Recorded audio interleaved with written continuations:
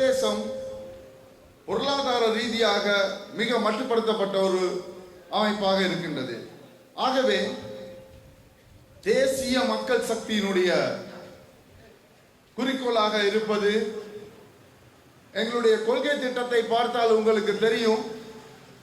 தேசிய மக்கள் சக்தியினுடைய கொள்கை திட்டத்திலே இந்த நாட்டினுடைய அபிவிருத்தி மட்டுமல்ல, மலையக மக்களுடைய அபிவிருத்தி, இந்த பெருந்தோட்டங்களிலே வாழுகின்ற மக்களுடைய அபிவிருத்தி குறித்து மிக தெளிவாக நாங்கள் சொல்லி இருக்கின்றோம்.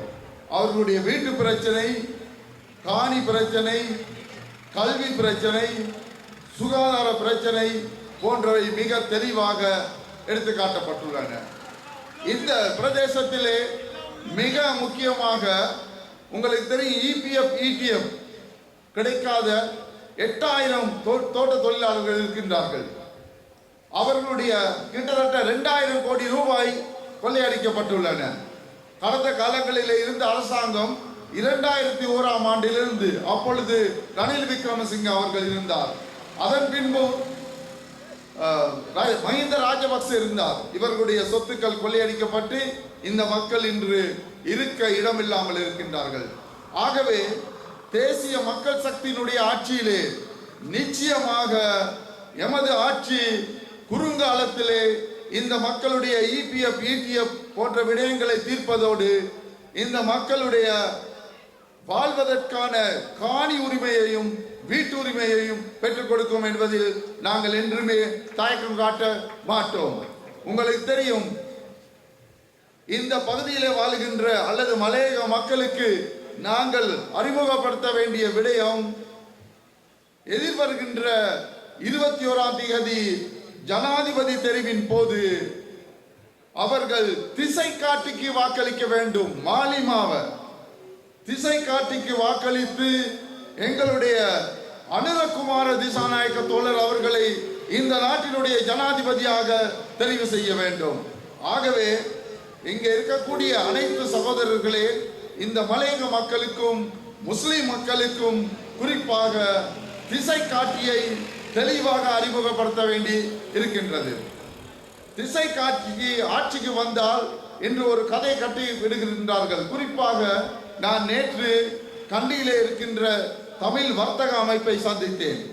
இந்த தமிழ் வர்த்தக அமைப்பிலே குறிப்பிட்டதாவது, எங்களுடைய NPP ஆட்சிக்கு வந்தால் 2 வாகனம் இருந்தால், 2 கார்கள் இருந்தால் 1 காரை எடுத்து விடுவார்கள், 2 வீடுகள் இருந்தால் 1 வீட்டை எடுத்து விடுவார்கள்.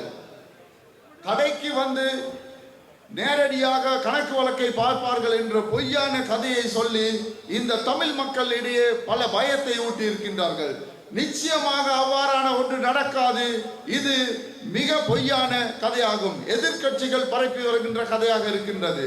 அங்கு கூர்ந்த மலையக மக்களே, முஸ்லிம் மக்களே, இந்த கதைகளுக்கு நீங்கள் இடம் கொடுக்காதீர்கள். இது மிக பொய்யானது. தேசிய மக்கள் சக்தியினுடைய ஆட்சியிலே அனைவருக்கும் சமத்துவமும் ஒப்புரவும், ஈக்குவலிட்டி அண்ட் ஈக்விட்டி, இது மிக பிரதானமானதாக இருக்கும்.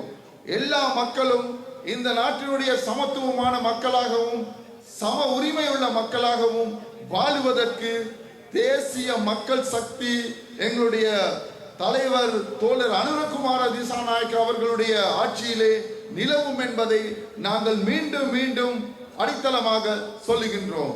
மலையக மக்களுடைய இன்று ஏற்கனவே ஒரு சகோதரி பேசினார், 1700 ரூபாய் சம்பளம். இந்த 1700 ரூபாய் சம்பளம் இன்று வரைக்கும் கிடைக்கவில்லை. அது நிச்சயமாக கிடைக்காது.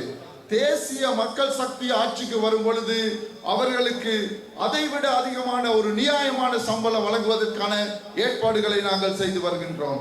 ஆகவே மலையக மக்களே, எங்களுடைய முஸ்லிம் சகோதரர்களே, நம்முடைய சிறுபான்மையின மக்கள் இந்த நாட்டிலே தனித்துவமாகவும் உரிமையோடும் சமத்துவமாகவும் வாழ்வதற்கான ஒரு வாய்ப்பு ஏற்படும். அது தேசிய மக்கள் சக்தியினுடைய ஆட்சியிலே தான் ஏற்படும். மாமா வச்சன